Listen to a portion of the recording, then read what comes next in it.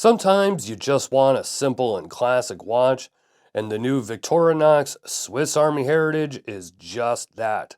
This is a vintage style field watch, and it definitely reminds me of some of the Swiss Army pieces from years past, one I will talk about a little bit in this video, but around $300, depending on the version you choose. This is a go-everywhere, no-fuss Swiss quartz watch that I feel will have a lot of appeal to both watch enthusiasts and non-watch enthusiasts alike. This is Don Evans from Watch Report. Let's get into the review and take a look.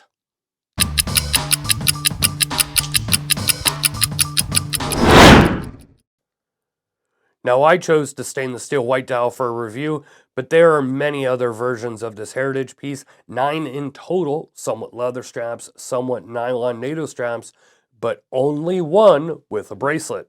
Yeah, that's right. One lone stainless steel model with a black dial can be purchased on a bracelet, and to the best of my knowledge from talking to Victorinox, no, you cannot swap the bracelet to another color.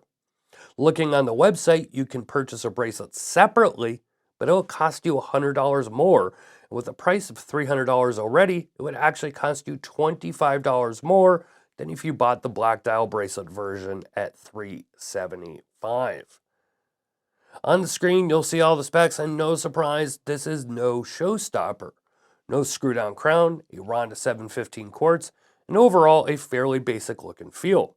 But that basic look and feel is what this watch is all about. It reminds me of the Swiss Army Cavalry watch I bought back in 1994. I believe I was 14 years old.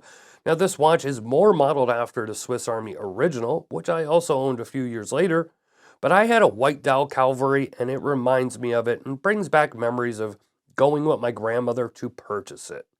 But nostalgia aside, there is something appealing about a watch such as this, and even with its simplicity and no-nonsense style, I still find this an attractive watch. The dial is your classic Swiss Army with red accents and red shield, and you do get 24-hour time as well. I kind of wish that the 24-hour time was in red on this watch as well. I don't know, I think I would like the contrast a little bit better. And also, something else that makes me chuckle is the word date written above the date. I just can't imagine who wouldn't know it was the date, but I digress. And one other thing, of course, to point out is, yes, that second hand is not hitting all the markers. Actually, it hits about half of the markers.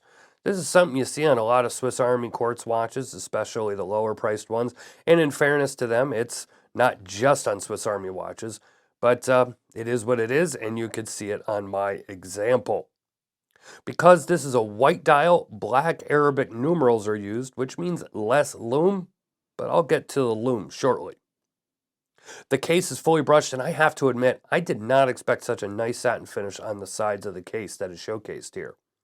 I know many like to rag on VSA these days, and a lot of their offerings are quartz and maybe on the simpler side than they would like, but the case finishing is usually pretty top-notch, and for $300, I think this one looks great.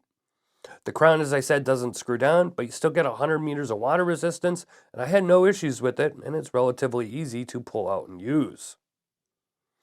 When it comes to the leather strap, well, it's just okay. It is a pull-up leather, and you could see in some light that it looks used, but this is pretty much a brand new strap. And for a black strap, this is just not a good look compared to, say, a brown leather where the distressed look is much more attractive. A regular, sheened leather strap, a pebbled leather strap, I think would look a lot better here. It has quick release pins and a very simple buckle. Now, straps can be changed out, so not a big deal overall, but I still wish you could buy this with the bracelet and any of the other stainless steel variants. Really don't understand why they limited it to only one dial color. Hopefully VSA, switches this up and puts them a bracelet available for them going forward. As I said earlier, if you go with the white dial, you will get less lume than the others, as black numerals are used, and on the other dial colors, you get fully lume numerals as well as the dots and hands. Still, I have to say, I was not expecting much when it comes to the lume, and while it may not light up a hallway in the dark, between the white dial and the decent amount of glow on the hands, it's more than suffice. On my 7.5-inch wrist, I think this fits just fine. It's 40mm case. I think most will like this style of watch with that big dial opening at 40mm. I'd probably still want a 41 or 42, but that's just me.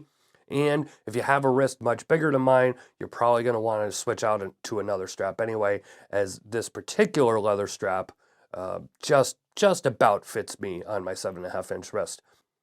Now, I've talked about this a lot over the years. I am, admittedly, a big Swiss Army fan. I have been forever, and I probably always will be. The designs, for the most part, stay pretty traditional, but I think that's part of the appeal. I'm not sure, or excuse me, I am sure most would like to see different movements used, but quartz is dependable and it's great for a grab-and-go piece. And I like it for what this watch offers, a simple and clean, wear for almost any occasion type of watch. Of course, though, I want to hear from you. So sound off in the comment section below about the Swiss Army Heritage and let me know what you think. If you want to see more, all links are in the description, including to my written review.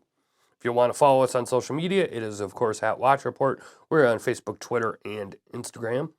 If you like this video, hit like, and if you haven't subscribed yet, hit that button as well, and turn on notifications. Really helps out the channel. Thanks for watching, and I will see you next time.